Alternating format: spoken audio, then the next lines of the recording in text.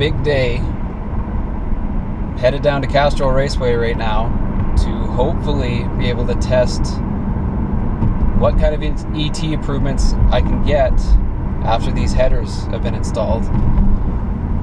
The only catch is I'm hoping that by the time I get down there the track is still open. Now it's 5 degrees Celsius right now, which is still pretty cold, but it's supposed to get up to 9 degrees today, which is not the best for traction, but at least it should probably be warm enough to keep the track open.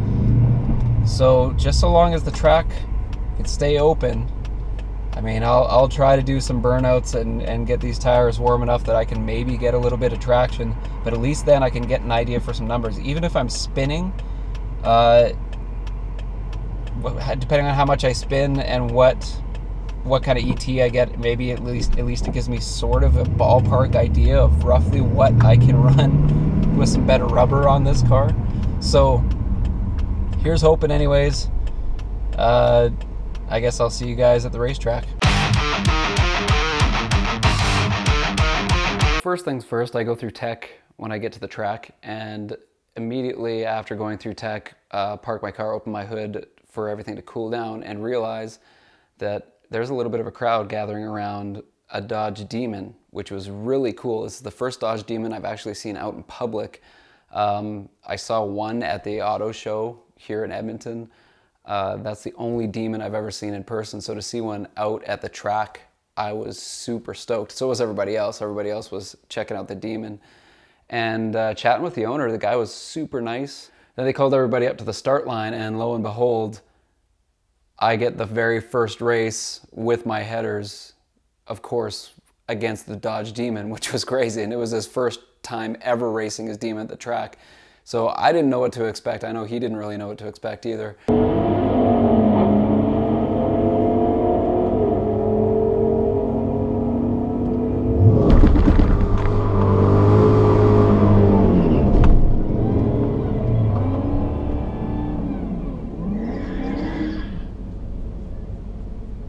All right, so far so good.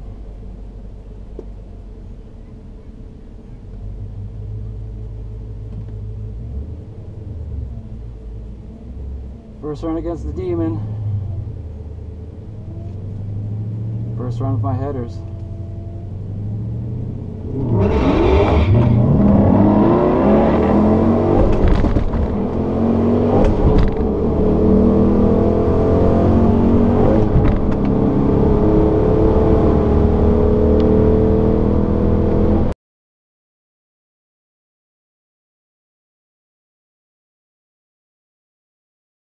It was a super good race. He ended up running a 10.7. I mean, for your first time ever running the Demon, especially at our altitude at 2,300 feet above sea level, I mean, like that wasn't too bad at all. The guy did pretty good for his first run. Actually, chatting with him throughout the day, eventually he ended, the fastest I saw anyways, he might have beat it later on, but the fastest that I'd seen that he'd gotten the Demon down to was a 10.3. And a 10.3 at 2,300 feet above sea level is a pretty decent time. I mean, that's knocking on nines, I got to imagine, around sea level at least. So that was super cool. Super cool seeing the Demon. The guy was a super nice guy, and it was just super cool lining up against him. Man, they are fast. He pulled so fast.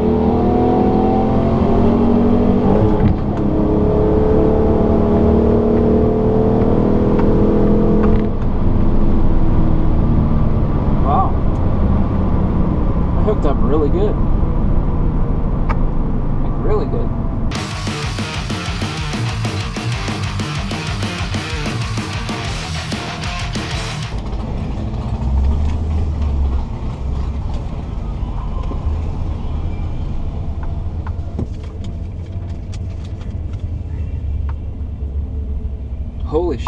13.5. 13.5. That's a 12-second run.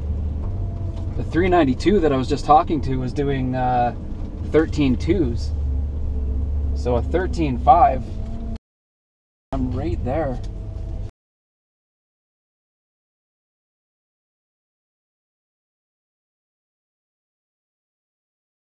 And so my next run of the day actually ended up being my best run of the day. My engine was still pretty cool, so I took advantage of that a little bit, and then I tried to do a really good burnout. So my first burnout versus the Demon, it was decent. I hooked up better than at any point that I ever had on the street, because as you guys saw in my last video, all I would do is endlessly spin, and that's what I was worried about doing at the track, that I literally would not be able to control the car. So I did an okay burnout with the Demon. I still got some wheel hop. I still got a little bit of spin off the line, so my 60 foot wasn't that great. But then again, doing my next run, engine's still cool, did a little bit better of a burnout, and around 1800 or so RPM is what I ended up launching at. Ended up getting a 2.1. That was my best 60 foot of the day. It was a 2.1. I think that's the best 60 foot I've ever gotten in that car ever. And I was going at about 1800 RPM, and I think I just kind of rolled into it a bit. I didn't hammer it at any point. So that was half decent. Best 60 foot of the day, cool engine, ended up being my best run of the day as a 13.5. The Corvette I was running against, he was modified. I don't know exactly what was done to his car, but he was definitely modified. But I wasn't really worried about that too much. I was more worried about just trying to get my best. The other cool thing is that a 13.5 at 2,300 feet above sea level is going to be really, really close to being in the 12s. It's either going to be 13 flat or it's going to be like a 12.9 depending. Now afterwards, I tried to look up the altitude density of the air, which normally I go to dragtimes.net, and usually it's got our track, and then it actually has all the numbers for the pressure and moisture in the air, all that stuff, and does the calculation for you. You just enter in your ET and then it corrects properly. For some stupid reason, it was not available for the day that we went at the track. It was a Sunday. I don't know if that played into it for some reason, but for some reason it wasn't available, which is kind of a bummer because I really wanted to see if my corrected numbers worked out to a 12 flat. But at the same time, I know that a 13.5 puts me really, really close to a 12. So next year when the track's open again, I'm going to be knocking on the door of 12s, and I'll show you guys that at RT with one modification to it can sneak into the 12s. All right, gonna be racing the Hellcat. That should be interesting. It'll be fun.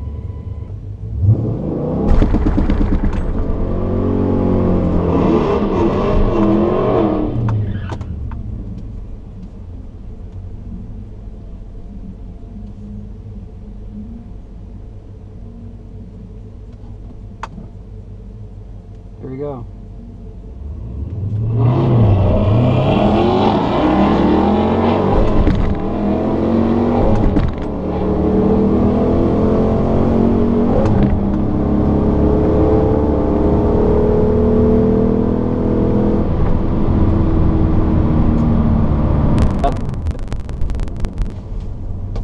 That was a really good launch. Now I didn't really stall it up on that launch. Just kind of decided after a good burnout that I'd just take off idle, because last time I wheel hopped like crazy and didn't have that great. I had a 2.3 60 foot time or 2.4 60 foot time. So hopefully now with this one, because I did get out like completely clean, which is great, and I didn't even wheel hop second, so that's more my ET I'm saving. So hopefully that threw me around a 2.1 60 foot time, and I'm hoping for about a 13.4. Man, I'm hoping for a 13.4. We'll see what happens. That was still really cool to be able to race a Hellcat though. So far today, I've raced a Hellcat, a Demon, which is wicked, that Camaro, which was a really close race. If I didn't spin, that was like a neck and neck race. And Yeah, it's been a lot of fun so far, man. I've had some great matchups. Great day at the track. Thank you.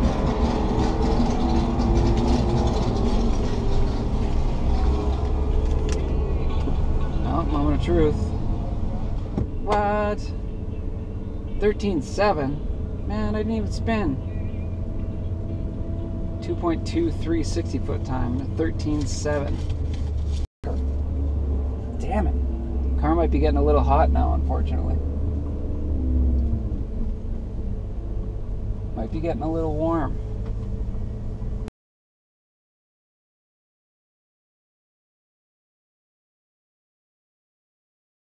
Now, I'd raced the Demon once, which is super cool. Next in line was a Hellcat. Now, I love Hellcats, and so getting to line up with one was extremely cool. This guy who's there, he had actually helped one of the other Hellcat owners, I believe, in his tire selection. So he had a good set of slicks on there. I don't think there was anything done to his car at all. Still under warranty. He didn't really want to do anything other than tires. So I knew he was going to be pretty quick. I was still just worried about trying to drop into 13.4 so that I know that I would pretty much be firmly into the 12s. Unfortunately, though, and I was a little bit worried about it, my engine had started to heat up enough, and the 5.7s with the heat sink, every time I go to the track, once it warms up to like full operating temperature, if you don't let it cool down, you'll run about 0.2 slower, and without fail it showed it again. So my best was 13.5.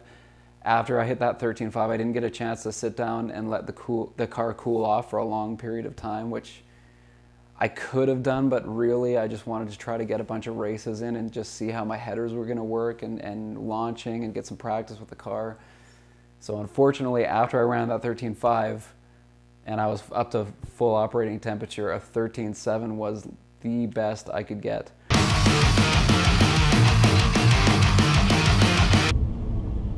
All right, up against the Camaro. Let's see what happens.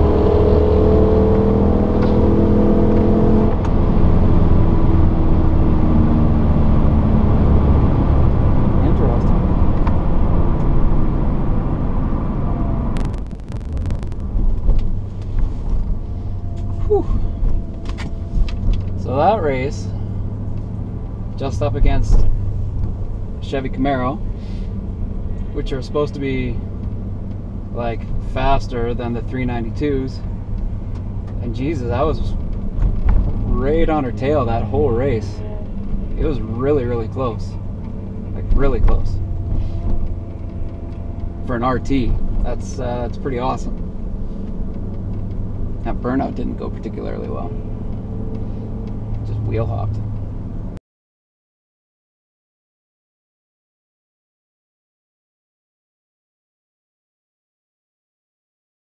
Quite a few YouTube channels that I follow where they had lined up races between an A8 automatic RT Challenger with a 5.7 versus a Camaro SS, and the Camaro SS in those channels just absolutely smoked it. Like it was gone, like crazy gone. So I was pretty excited to see how it was going to fare versus the headers, see if I can make a little bit of a race out of it, and I figured it would be a good measuring stick, as good a possible measuring stick as opposed to a 392, which I really wanted to line up with, but man, it just wasn't in the cards. But I'll talk about that after. But I figured it would be a very good measuring stick just to see how well my car had improved with the headers, knowing what I knew with the races that I'd already seen a lot of RTs lining up against the SS Camaros. So cool thing about this race is that we're pretty much tied at, for sure, the 8th mile. I think I'm probably still even a little bit ahead at the 8th mile. And then half track is when it kind of catches up and then starts to pull on me a little. Now, by the time we go through the trap at the quarter mile, it was actually a female driver, believe it or not. She had 3 car lengths on me, maybe. So about 3 car lengths, I'd say. She had about 3 car lengths on me, which is a really close race, you know, at a quarter mile. So going at 100, from 0 to 104 miles per hour, an SS Camaro LT1 was only able to pull about 3 car lengths on me. That's pretty impressive. The other thing that was really cool was, although I wasn't super stoked with my ET because it was a 13.7 again with my car fully up to operating temperature, I knew I was probably not going to drop below that 13.7. She ended up running a 13.4, so only a tenth better than my best run of the day when my car was cooler. So that was pretty encouraging. That means that my car is right in the ballpark with the Camaro SS. Now, I didn't get to stop and check out how she was running throughout the day. I kind of wish I did, so I could get a little bit bigger sample size to see if she was maybe had a couple runs that were a little quicker, and just kind of get a feel for like what kind of ballpark she was. I don't know if that was a great run for her compared to other runs that she'd had, but at the same time, most people, if you ask them how an RT would do against a Camaro SS, they would say it would just get absolutely smoked. And here I was ahead up until about an 1/8 mile and just losing out by the end of the quarter mile. And if I'd had a run where I was running cooler at a 13.5, it would have been absolutely neck and neck. I probably, because I think I got her off the hop out of the hole, I think I probably would end up winning that race. I don't think she would have been able to make up the difference by the end of the track for the tenth of a second difference. So that would boil down to a driver's race, which bodes really well for showing how much power we picked up just by putting the headers on. So unfortunately, I didn't get to line up against any of the 392 cars. I really, really wanted to. There was 3 or 4, I think, that were there. So there was a TA. It was a brand new TA. I think it was like a 2018, I think the guy said.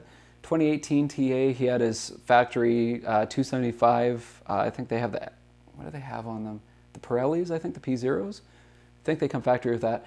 And he was having a hell of a time figuring out how in the world to launch the car. So the best, well, I don't know what the best he did was, but consistently I watched him do 3 runs. Each run was a 13.7. So my best run was better than any run that I'd seen him run, which, although I know that's not an indicator of how fast the car was, if we had lined up in a race, I still would have beat a 392, which is pretty cool. There was another 392 there, and I can't remember what he had for tires on. It was a little bit older. I think his was like a 2015 or something like that. And he was running, I saw him run twice, and he both times ran a 13.7. Same thing. Those guys were trying anything they could to get out of the hole. I think they were trying like starting in second gear and some others. They could not get out. They were having a tough time launching. They were really soft off the launch. Same problem I was having, except for I had a little bit better of a handle on it that I could at least get fairly decent out of the hole. I mean, a 2.1 I wouldn't consider a fairly decent 60-foot time. That was my best one of the day, but I mean, for the tires I was running, it's okay. Anyways, if you like what you see, hit the like button, hit subscribe, and until next time, we'll catch you later.